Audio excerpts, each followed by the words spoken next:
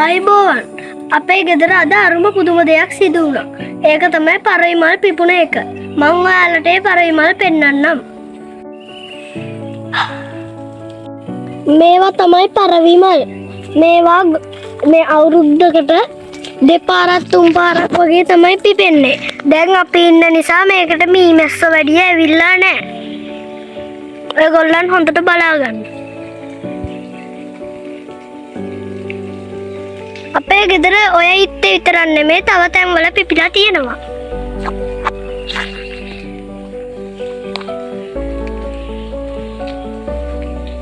යටමත් 3ක් පිපිලා තියෙනවා.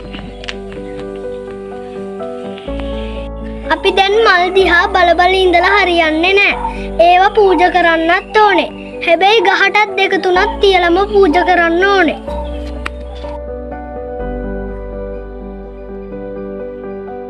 දැන් අපි පූජා කරන්න මල් කඩමු.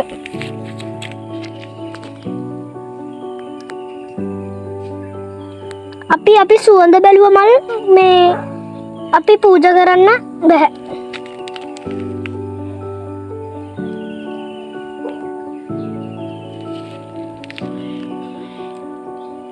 මේ විදියට අපි ඔක්කොම ටික කඩා ගන්න ඕනේ.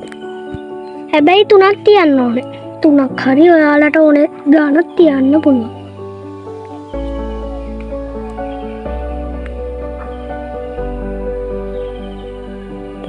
අපි කලින් දැකලා නැති ඉත්තක හෙන ගොඩක් තියෙනවා.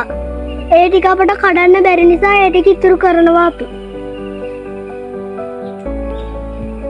අපි මේකත් ඉතුරු කරා ගහටත් ඉතුරු කරන්න ඕනේ නිසා. මේ තියෙන්නේ අපේ පූජා කරන මල්. මේකේ කූඹිත් ඉන්නවා. ඒ කූඹි අපට ගන්න ක්‍රමයක් නැහැ. දැන් අපි පැන් නිහිමු. මෙහෙම තමයි අපි පැන් නිහින්න ගන්නේ. අපේ වීඩියෝ එකට කැමති නම් ලයික් කරන්න, සබ්ස්ක්‍රයිබ් කරන්න, ෂෙයා කරන්න. එසේනම් අපි දැනට ගිහින් එන්න ආයිබෝවන්.